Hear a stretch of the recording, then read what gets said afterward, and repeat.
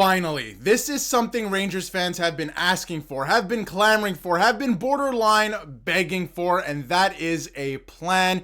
We're going to break down what Mike Sullivan needs to do next season to bring this team back into contention, his plan, and Chris Drury's plan for the roster, because as we all know, there needs to be a lot of turnover this offseason to get things back on track. We're going to break it all down in this episode of Rangers Digest. But before we do that, a quick reminder to hit that subscribe button. About 74% of you who watch these videos are not subscribed to the channel. So if you want to stay up to date with everything that's happening with the New York Rangers, this is the place to be for all your New York Rangers daily coverage. So go down below, hit that free subscribe button. And again, you get to stay up to date with everything going on with the New York Rangers. But Mike Sullivan, he certainly has his work cut out for him coming in as the brand new coach of the New York Rangers, but he is no stranger to the Rangers, and he's no stranger to one of the Rangers' best players, and that is JT Miller, because they have worked together before. And JT Miller hasn't spoke since the end of the season. He actually missed the exit interviews at the end of the year due to a death close to him, so condolences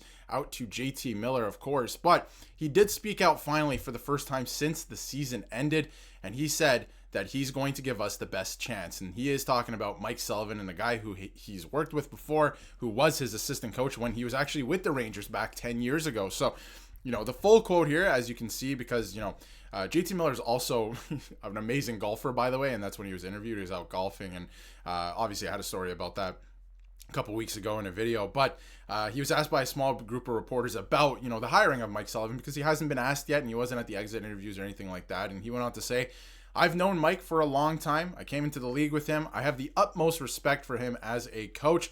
He's accomplished a lot in this league, so when we get the opportunity like that to snag him and help us achieve our goals, he's going to give us the best chance. I'm really happy." And I think anytime the best player on a team is really happy like that, you're in a good spot. So, and yes, I did say that. Yeah, he is the best player on this team. I mean, by quite a bit. He was an absolute dog in the second half of the season. So, very happy to see what happens with JT Miller this season under Mike Sullivan. And it sounds like he's really happy and excited to get going next season. Everyone's going to come in with a bit of a fresh mindset. But as you all remember, Mike Sullivan, this is his second tenure with the New York Rangers. First, as a head coach, of course, he was an assistant coach under John Tortorella when Miller was back with the Rangers, obviously over 10 years ago at this point. So it's going to be interesting to see that dynamic, but there is a lot of questions and things that Mike Sullivan has to figure out heading into next season. And Vince Mercogliano had a great article on some of them. We're not going to cover all of them, but a couple of them did catch my eye. And the first one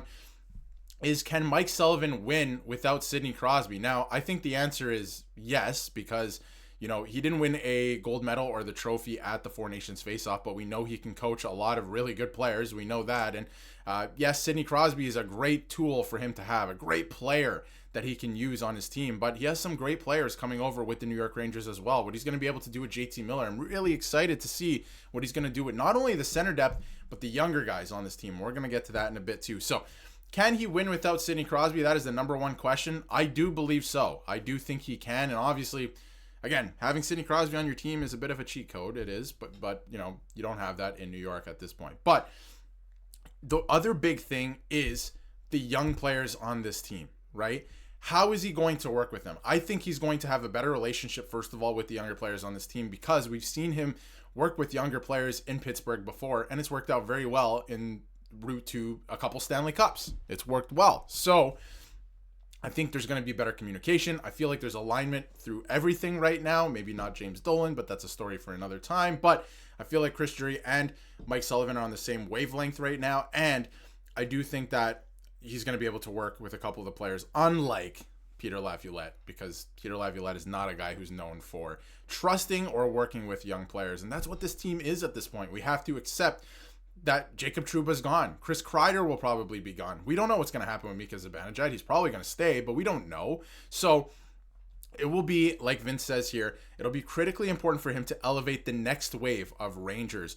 And that's been a struggle for Sullivan's predecessors, and obviously Gerard Gallant and Peter Laviolette. Now, at the same time, the Rangers were built to win for a couple of years there, right? They were older, so it could make sense that those coaches were in, but obviously it's not working anymore. So I am interested to see what Sullivan does with some of the veterans, some of the older guys, and what he can do for some of the younger guys. So that's going to be the biggest question for me because, if you look at Alexis Lafreniere, who regressed this season, we can call it a regression, but it's not yet. We have to see it, next year as well. But, assigned the 7-year extension, the 50 games that followed that were absolutely horrendous. You only had 25 points in the 50 games that followed the extension. You have to re-sign Keandre Miller. You don't have to. I'll make that clear.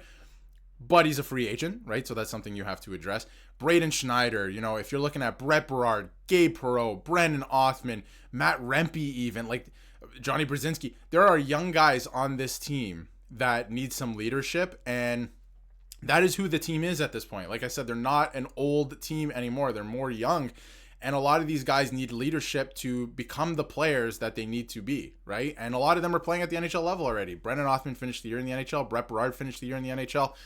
Gabe Perreault finished the year in the NHL. He's going to be an NHL player. He could end up in Hartford, but let's try and, have him as an NHL player. Let's see if he can progress and play at the NHL level and be, have good produce for this team. So it's going to be interesting to see. I think that's the biggest thing. The second biggest thing is the culture. Actually, maybe you could swap these. Maybe the culture is actually the biggest thing, and then working with the younger players would be the second thing. But the culture, and it's not just fixing the broken culture. You don't have to fix that.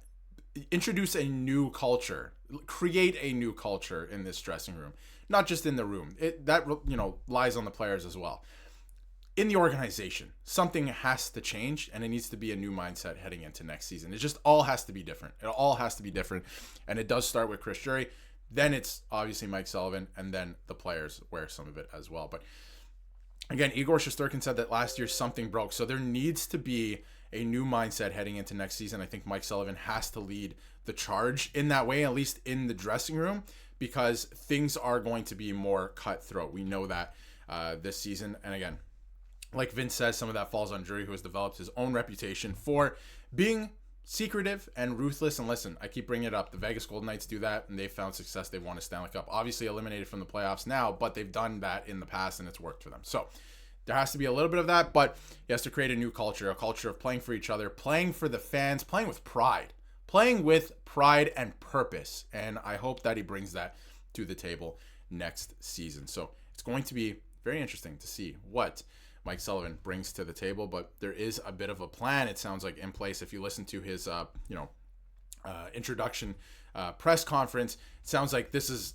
probably one thing for sure that he wants to address immediately. And he said he already talked to everybody on the team. He's called everyone and discussed some things. So it starts now. It starts now, setting this up for next season. A couple of things I wanted to cover as well before we wrap up here is, if you take a look at the lineup, like I mentioned, there's a lot of young players in this lineup now. If you look at the defense core, I feel like it will change, but even Keandre Miller, he's 25. I would still consider him a younger player. You got obviously Braden Schneider is only 23, like I mentioned, Matt Rempe, Gabe Perreault, you got Will Cooley. These are all young players on this team. Adam Enstrom's only 24, right? I did mention Brzezinski before. I know he's in his 30s, but what I mean is, like, he's a younger player who only just started to make an impact at the NHL level in the last couple of years, but it's a younger team. They have to make an impact. And in terms of looking forward to free agency, I mean, there's been rumblings about Mitch Marner.